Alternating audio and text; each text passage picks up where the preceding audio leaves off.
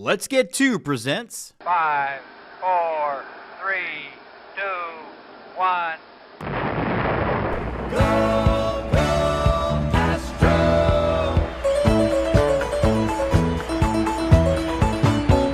Here come the Astros, burning with desire. Here come the Astros, breathing orange fire. Here come the Astros, with winning on their mind. Here come the Astros, number one every time. Go, go, Astros! We want Houston! We want Houston! For the second time in 6 years, the Astros are baseball's best. And now, Go Astros, a web series dedicated to the two-time world champs from H-Town, presented by three guys who remember Bob Nepper.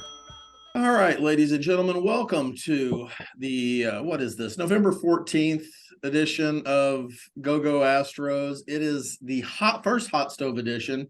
And let me just go ahead and point out, 9 days ago, the Astros won the World Series. 7 days ago, we had a parade and drew 2 million people to downtown with nary a car set on fire or turned over. No couches burned. Fights, no looting.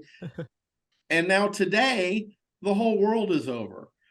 We signed a guy we didn't really need to sign for money maybe we didn't need to pay. We're keeping a manager that nobody's exactly jazzed that we're keeping, and we're letting go a GM that some people are really upset about. And because one of us has done more writing than the other about this, I'm going to open with Brian. What's the state of the Astros today, specifically when it comes to the now vacant GM seat, Brian? Sure. I mean, the one thing to note here is the Astros are the favorites in the American League West next year. I think they are fifth or sixth in Fangraphs has posted their depth charts for next year. So, and we are, as Jim has noted, two-time and current World Series champions. So, that being said, I wrote 3,600 words on Substack, noting that getting rid of James Click was a short-sighted and self-centered move by Jim Crane. And it is hard to understand it. And one indication that it's hard to understand or explain it is that Jim Crane has not deigned to explain it. If you look at the release from the team, it just thanked Jim Crane, but gave us no sort of understanding of why they made this decision. And Jim Crane hasn't even called up one of his stenographers in the local media to have them, One of his stenographers. Did the release thank Jim Crane or James Click? It thanked James Click. Thank you. Okay, just making sure, because that would be a very Jim Crane move to make. I would like to thank myself for my leadership through the start time. So all of that being said, what does that mean, Brian, to you? I mean, you said it was short-sighted. You said it was a little bit self-centered, I think, in your Substack article. Where does that come from? What are you basing that on? So I think the short-sighted part is that it makes it harder to hire Click's replacement. It makes this job less attractive than it was a week ago. And frankly, less attractive than it was a year ago because there have been lots of talk apparently in baseball executive circles about the fact that James Click didn't have a contract for the 2023 season, and that Jim Crane didn't seem real interested at any point in keeping him on as the general manager. And so it makes it harder for a potential executive to understand under what standards he or she will be judged if they become the Astros general manager. Because the usual standards in baseball relate to winning or losing. If you win a lot of games, they usually keep you on. If you lose, the Tigers fired out Al Avila this summer. Everyone understood why. They weren't winning enough. The rebuild didn't seem to be working.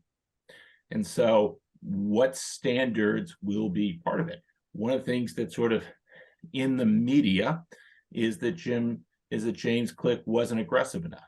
On the other hand, another thing that's been reported since the World Series is that James Click wanted to make a really aggressive move at the trade deadline, which was to acquire Wilson Contreras, probably to play designated hitter from the Cubs, and in exchange for Jose Urquidy. So decently aggressive move there. You're giving up a couple years of a starting pitcher for a win now move, blocked by Jim Crane, in large part because Dusty Baker indicated he wasn't going to play Wilson Contreras on an everyday basis, which is also pretty irrational. And there was speculation that Jeff Bagwell was asked and said he wasn't the kind of guy the Astros wanted on their team.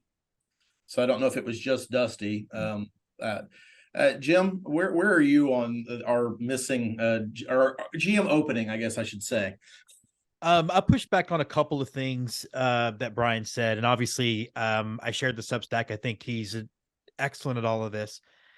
First of all, I think I'm going to be very scattershot because that's how my brain works. But one, I don't think this makes this job any less attractive to baseball executives, because I think we're not calculating the egos on these people to say, well, I'm the guy that's going to get it right, and I'm the guy that's going to rebuild it. I think that plays a really big part. If it didn't, the Angels would never hire anyone. Like if it's so, I think that's maybe a little bit oversold. It's weird because first of all, like everything else about Astros Twitter reaction, remember everyone wanted James Click fired in June. So there's a couple of things at play here. And one, for at least 2 off seasons, Jim Crane has said publicly, we have money and we're going to spend it. And then they didn't. So did they not spend it because Jim Crane was lying, or did they not spend it because James Click wasn't doing some of the things that Jim Crane had sort of deemed important to build the team? We've talked on this show a bunch of times about how the lineup is shorter than it has ever been in regards to production at a certain outfield spots. But I think it's Occam's razor, and I think the simplest answer is probably the correct one. James Click was hired in the most intense of situations. There could not have been a whole lot of meeting process, interview process. Maybe Jim Crane just realized that they didn't mesh. They didn't work well together. They weren't communicating well. And I think that's a fair assessment to, remember, not fire him, because he was offered a 1-year contract. He chose not to take it. So the whole misconception that he's been fired is, I think, again, people running with a narrative that isn't true based on national media's lack of attention to detail. The answer is, I don't really know. I don't think it is the sky is falling situation that the internet is making it out to be. I don't think this is a sign that Jim Crane is becoming Jerry Jones. So that's what I got. First of all, I think Astros Twitter is much more on I trust Jim Crane and it's his team. He can do whatever he wants and he shouldn't be criticized, than they are on my side that this is a bad move by Jim Crane and we should criticize him for it. I think it's the beauty of the algorithm, right? So depending on who I look at, I can see both the sides of that argument, and what the next thing I click on is going to drive the next 10 things I see. One of the things I thought that was pretty interesting that came out this week was that Ken Rosenthal wrote a pretty nice hit piece on Jim Crane prior to Click making his final decision.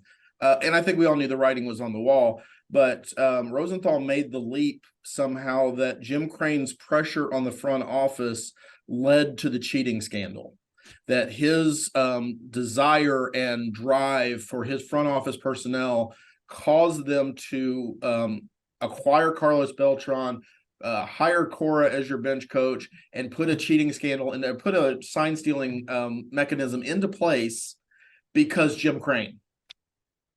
And I think that's the danger of some of the conversations that are going on in the internet, is that's just silly.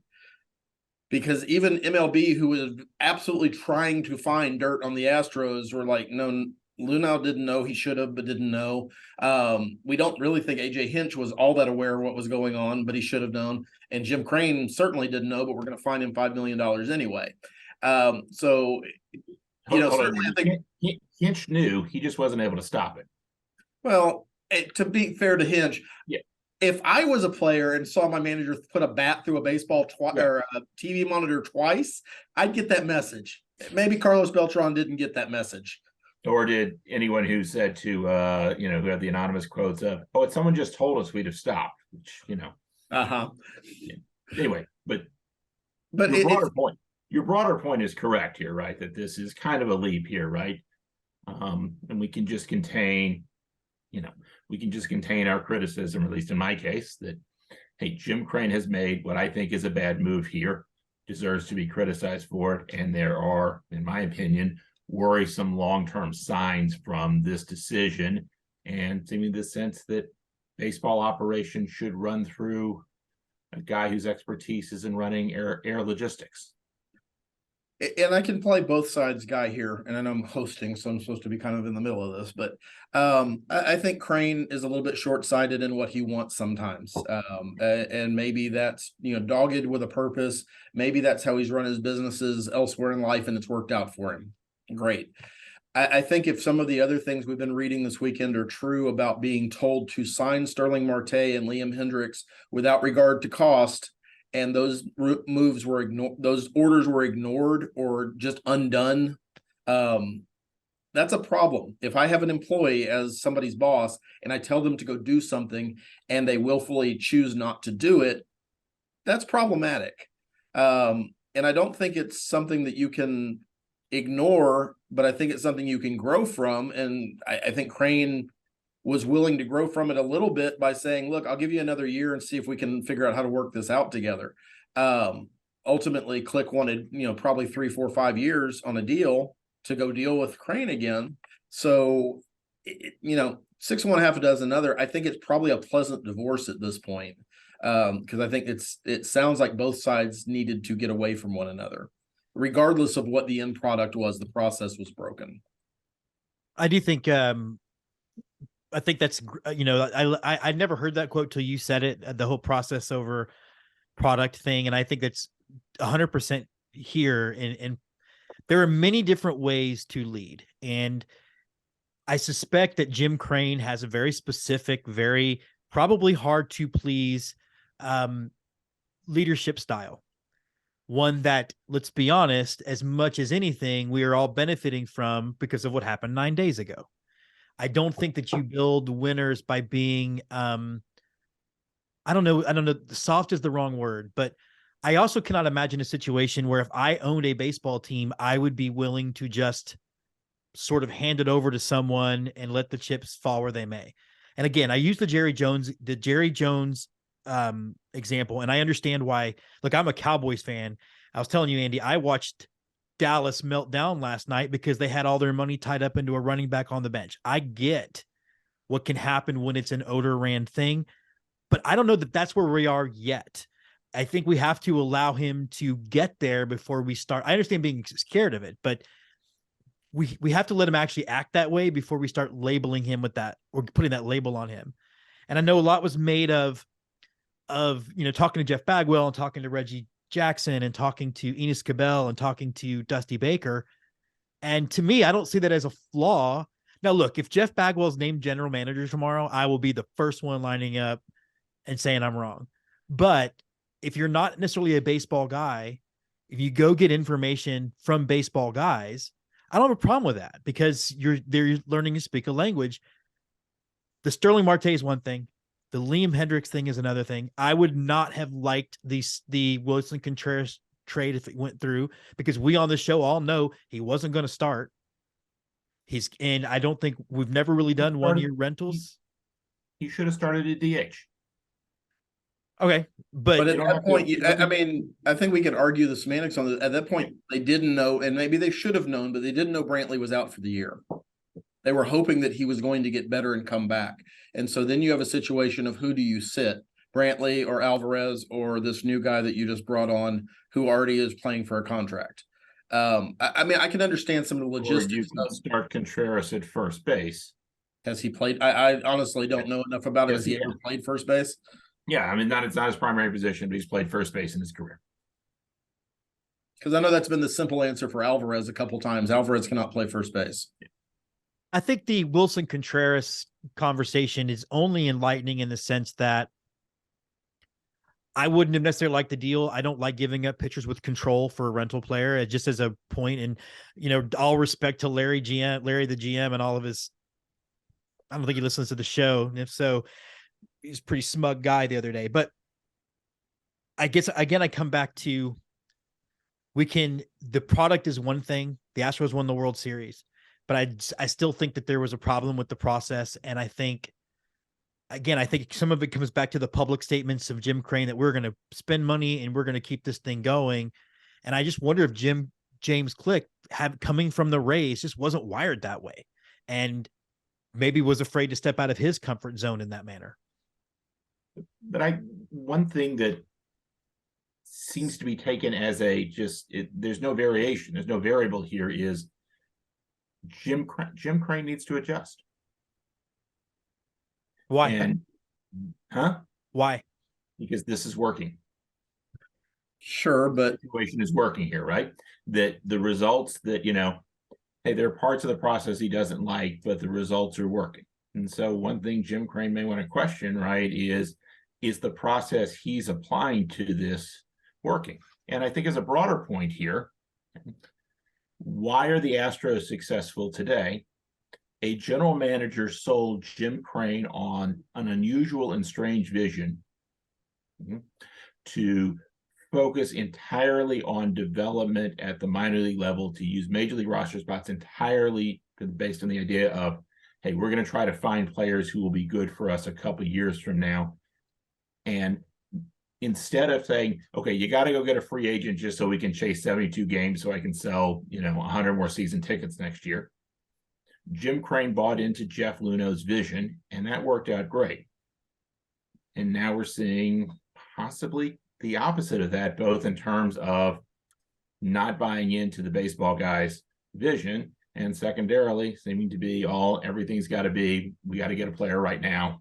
We got to spend a lot of money, which, hey, I'd like him to spend more money. There are good reasons to do that. When we talk about Montero, there are, in the Montero deal, good reasons to think that this is kind of extra money they spent here.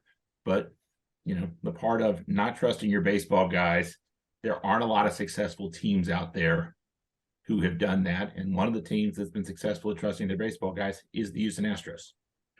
Well, I have we need to move on, probably a different topic, but I have a issue with that timeline, because Jim Crane bought the Astros. I think that deal was finalized May of 2011.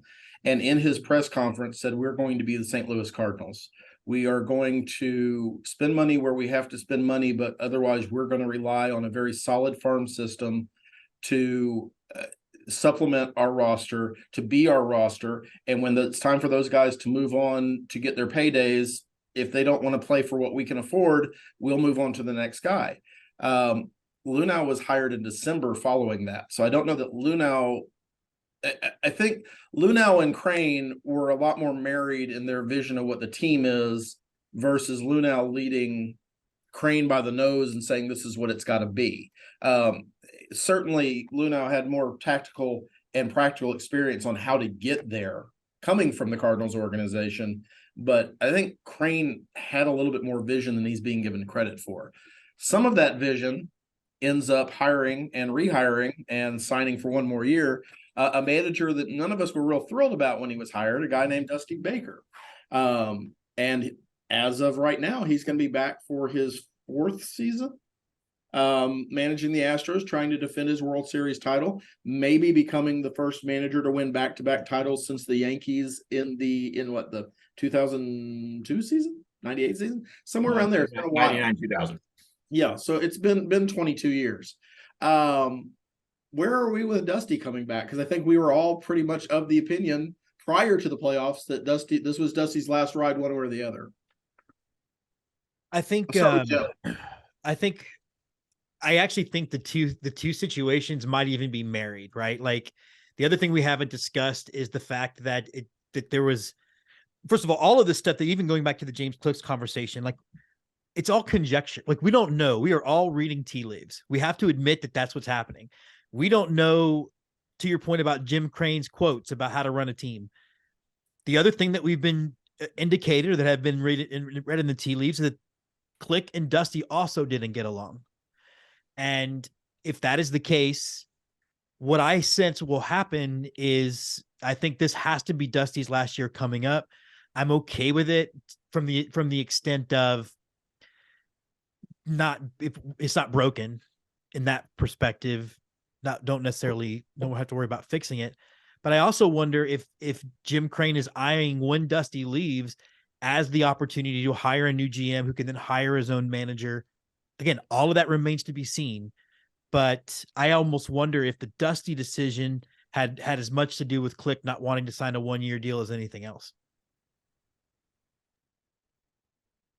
Yeah, I mean, there's one bit of speculation out there that David Stearns, former Astros assistant general manager and president of baseball operations with the Brewers, is a target for the Astros because his contract expires next year.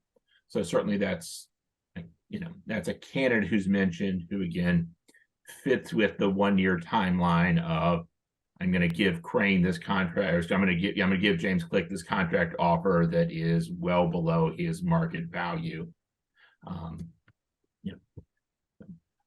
As far as just the decision to bring back Dusty seems to have the clubhouse. He seems to have the players like him, and he's produced really good results on the field.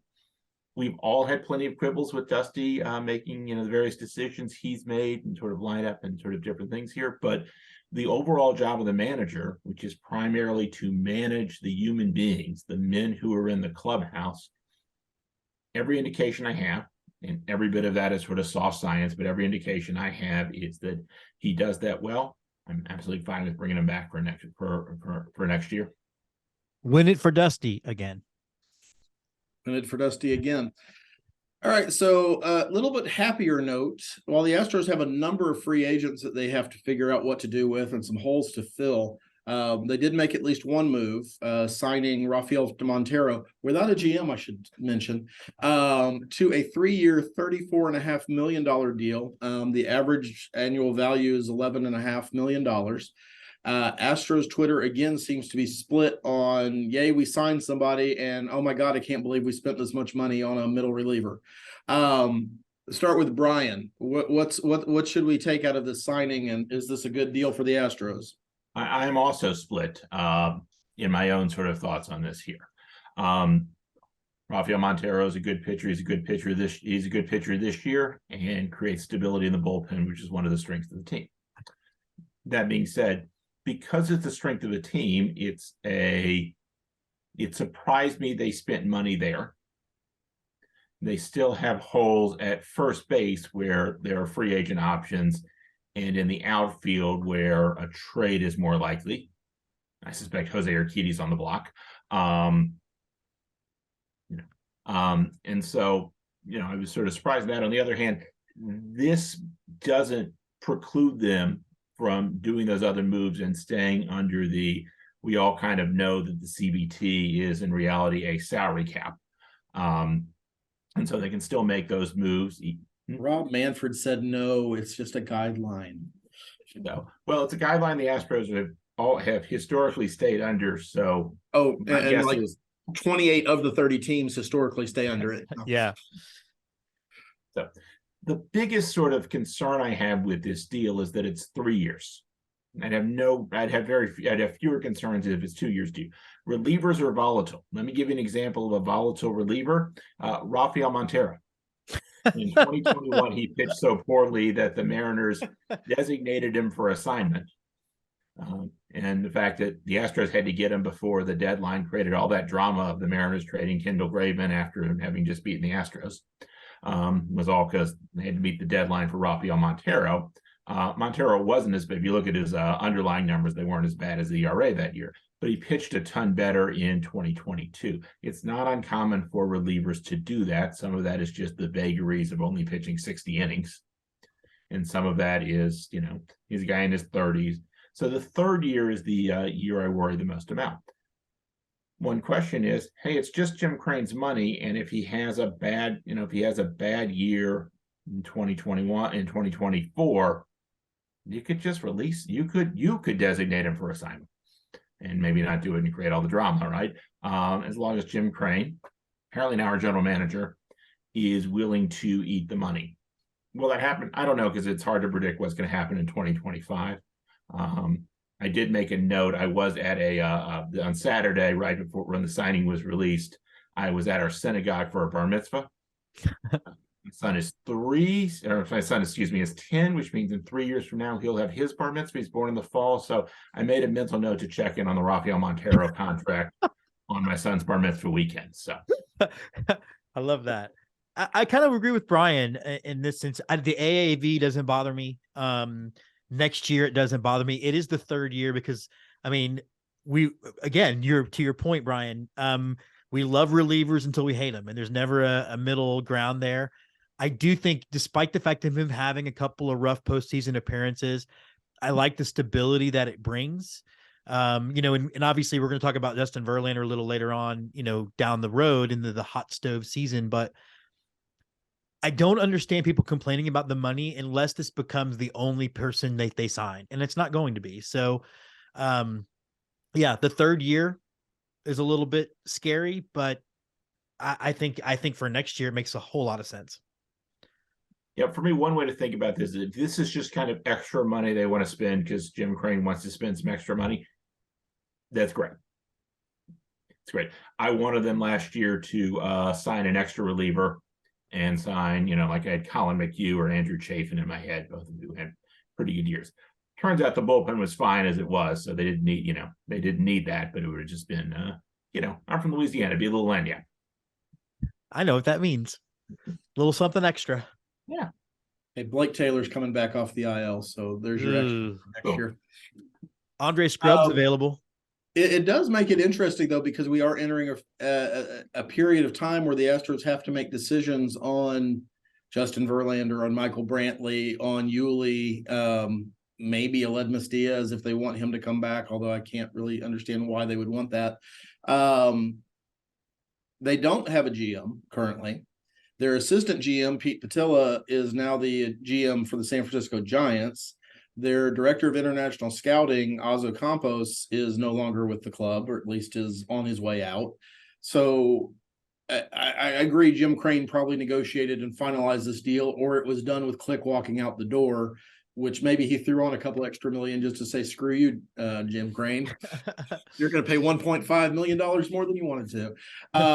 But somebody's got to be active in the market for the Astros, or else we're going to be looking at January and be very behind going to camp trying to fill some of the holes. I don't know that the Astros are comfortable with Pedro Leon being your opening day center fielder or left fielder, but right now that's who it would be.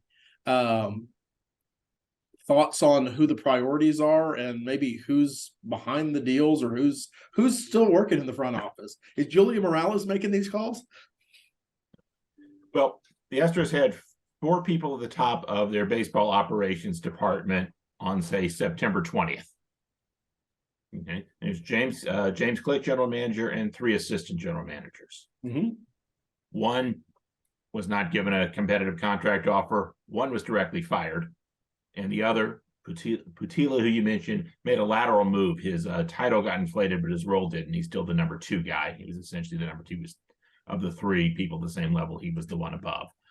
They have promoted 2 other people to be assistant general managers from inside the operation. I know one is Bill Furcus, and I can't remember off the top of my head the name of the other person, with presumably Andrew Ball, who is the one person left at the top. And they are reporting to, well, there's no general manager, so it seems like they're reporting to Jim Crane. Sure. And my read between the lines, and again, to James's point from earlier, this is speculation.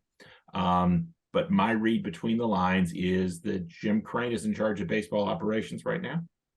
And he's the one who, in the end, authorized the deal and signed. It's obviously a group project, right? But he's the top of the group who signed Rafael Montero.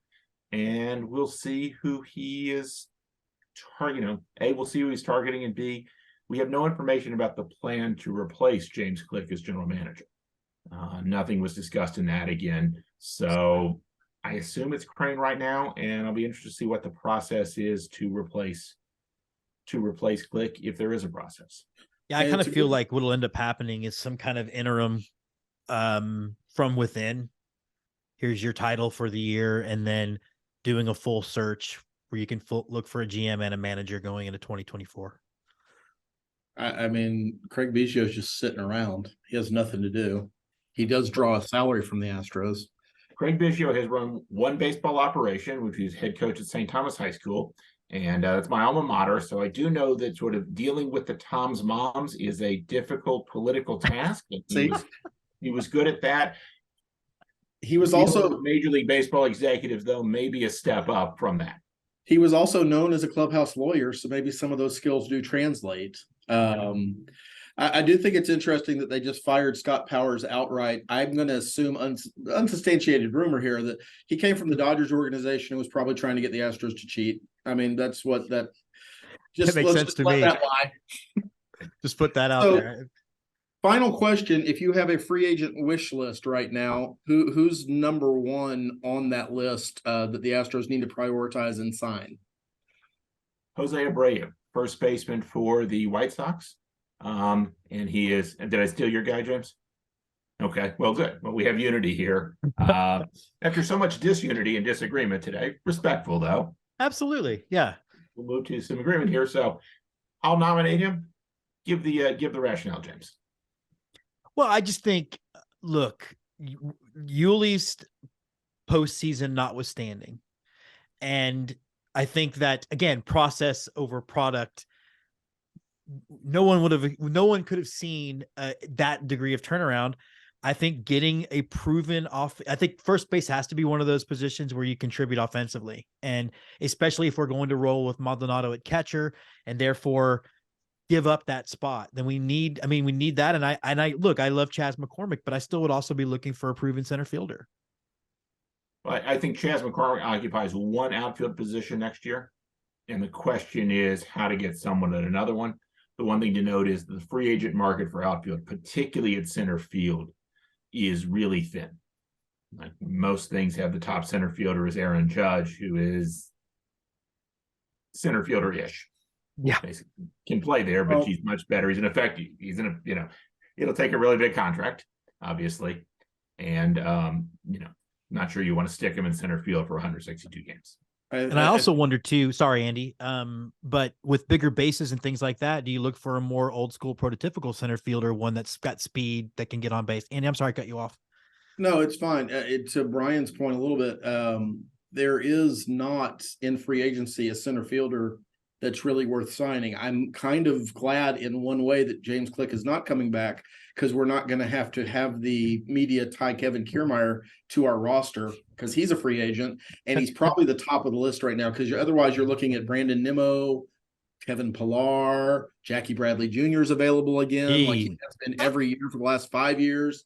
Billy Hamilton. I mean, this is not an all-star list of players. If we improve at center field, it's going to be through trade. And that's where I think Urquidy or Garcia or somebody comes into play as our trade collateral. For me, especially if they're able to re-sign Verlander and therefore have really an extra spot in the rotation, because we assume that Hunter Brown should be in the rotation this year. Yeah, I think that's a great point. For me, Verlander's not a priority. It's not going to hurt my feelings if we sign him, but it will hurt my feelings a lot less at $35 million than it will at $40 million. And Sport Track has his value at $45 million. So. But there's only a couple of teams that have that kind of money that would be willing to pay him that. And if he goes to the Mets, if he goes to I don't want to see him in the Yankees, but if he goes to the Mets, he goes to the Dodgers, God bless him and good luck. Because we have other places we could spend that money. For me, and it is a little bit of home cooking, I would like to see us take a 1 to 2 year flyer on Michael Brantley again.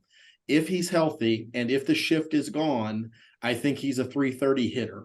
I don't think he's ever going to have the power that he had 3 or 4 years ago. But I think he's going to be a very valuable number 2 or number 7 type hitter in our lineup. And he would have made a big difference. I don't mind Chas McCormick getting a full-time shot in center if that's what the Astros and Dusty specifically are willing to do. I hate to see him being yo-yoed back and forth. And it's not one moment, because I think when he's played, he's performed. Yeah. But I don't think you can discount the one moment. We don't win game 5 if he's not in center field.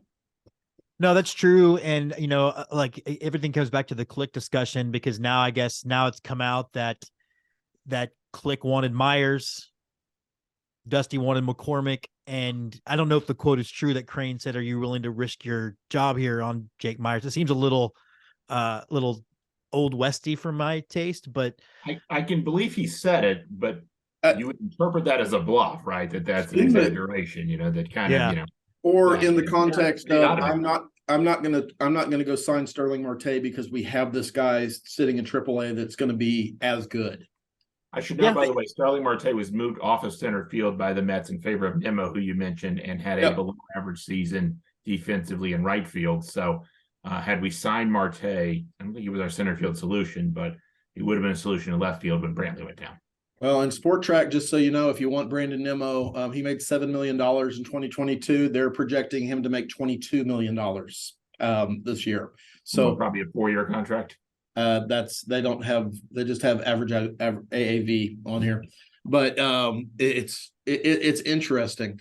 That's the other thing is we have holes, but none of them seem like they're giantly pressing holes. I think Abreu makes the most sense, as you guys said, because I don't know that Yuli had a great playoff performance. He now has a knee injury that we don't really know the extent of.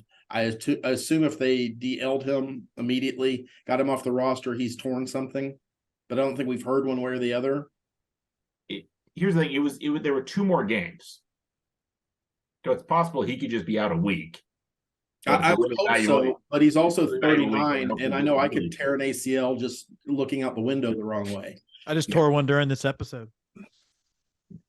Thank you for getting your way through it. I don't mind re-signing Michael Brantley. The assumption you should have is that he won't play he won't play anywhere close to 162. No. So here's my Michael Brantley plan. He might be your DH. Did you get him ready for opening? Is you get him ready for your opening day? You bring out their opening day for the ring ceremony? Hey, long veteran player gets his first ring. Congratulations, Uncle Mike. A week later, put him on the IL.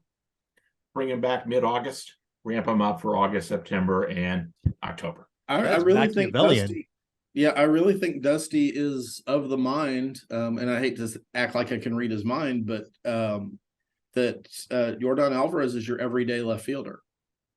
Yordan Alvarez had a good defensive performance this year. He has one of the best arms, and he's nowhere close to a Gold Glove center fielder. But over the year, I got increasingly comfortable with Yordan Alvarez as a average or slightly below average left fielder. And that is, when you can combine that with, having one of the 2 or 3 best bats in baseball, exceedingly valuable player.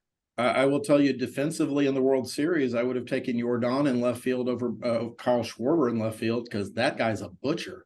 And he cost some bases in Game 6. The one thing too, sorry, I know that I ADD on you, but going back to if we'd moved Contreras to first base, it would have taken away one of the strengths of the team, which was the defensive sound. Sorry, Andy, I'm sorry. Go ahead. No, you're right.